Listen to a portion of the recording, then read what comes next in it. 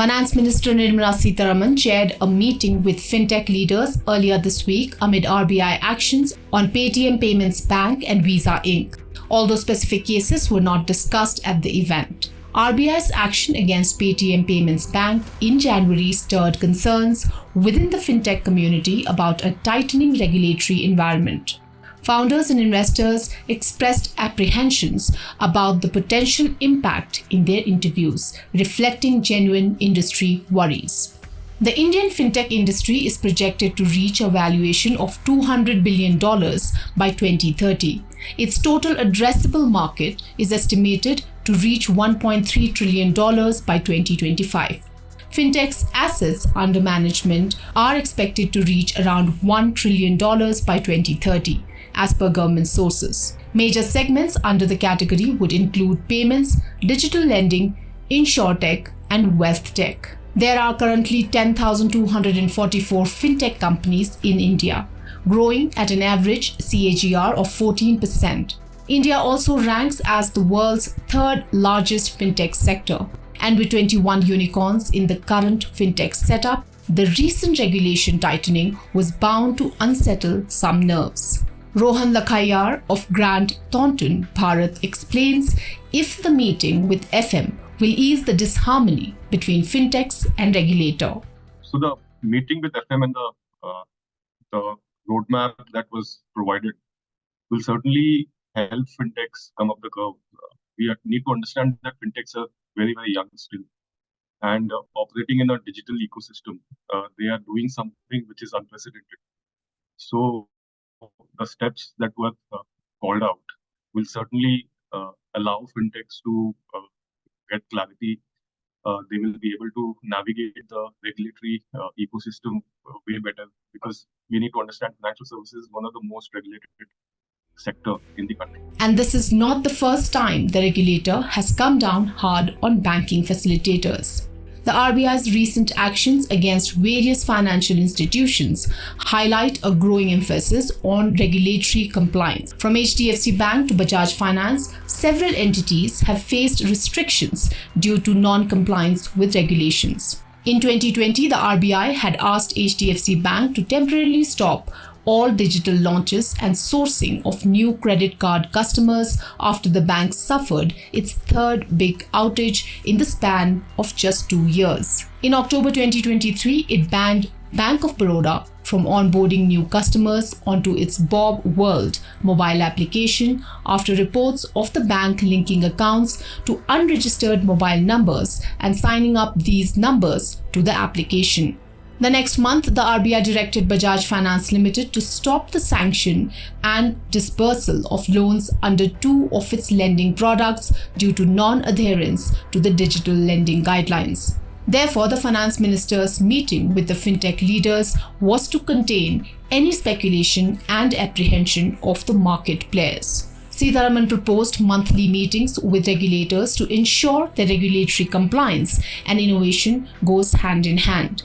It was decided that the Department of Financial Services will host workshops with law enforcement agencies where fintechs partners could voice their concerns. The meeting also decided that the RBI, DPIIT and the Finance Ministry would examine ownership changes and control of listed fintech companies to ensure regulatory compliance. Business Standards Tamal Bandyopadhyay elaborates if the measures discussed by the FM will be enough to ensure both compliance and innovation. There's a perception now post this particular incident, which is Paytm Payments Bank, RBI's action against them. They have been rightly or wrongly, I would say, I put it wrongly. The message has come across that here is a regulator which is anti-innovation, which and the startups want to take certain liberties, certain freedom under the guise of innovation. By being innovative does not mean that you don't care for regulation, right? You can be well regulated and innovative, and that's the name of the game.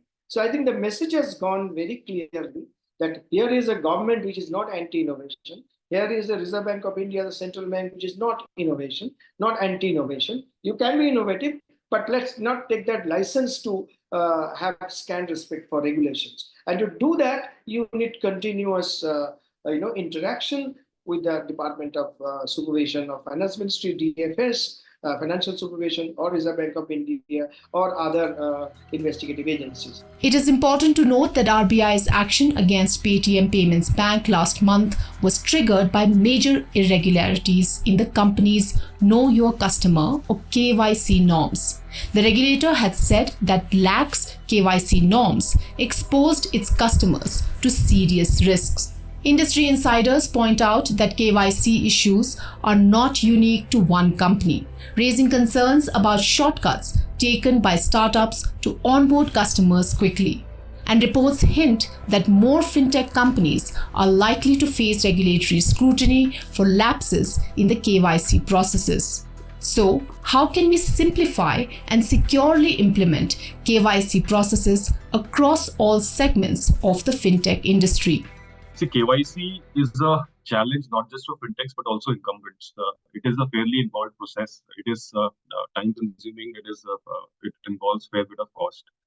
But look, given the way Indian economy has evolved, given the digital ID that has come about for individuals, which is Aadhaar, a lot of digitalization of KYC for individuals has already taken place. Plus, there is a central KYC repository that the government has created, which all the financial services firms can access. If that access can also be provided to certain fintechs, then it sort of takes care of a lot of problems that fintechs face in undertaking KYC. The challenge, I think, will remain on the legal entity KYC because it continues to be complex, non-digital, paper-based, and a number of documents have to be obtained. Now, how the government goes about digitalizing legal entity KYC is something that I'm keen to see. Analysts see the finance minister's recent meeting as a first-of-its-kind move towards industry engagement. This consultative approach will go a long way to stimulate dialogue between the fintech sector and the regulatory agencies. This will help the industry players better understand the intricacies of India's regulatory environment and guide them towards seamless compliance. If you like this video, share it and subscribe to Business Standard. For more news, views and insights, log on to www.business-standard.com. Do also follow us on YouTube, Twitter, Facebook, Instagram, Telegram and LinkedIn. He's making plans for an early retirement. Business Standard.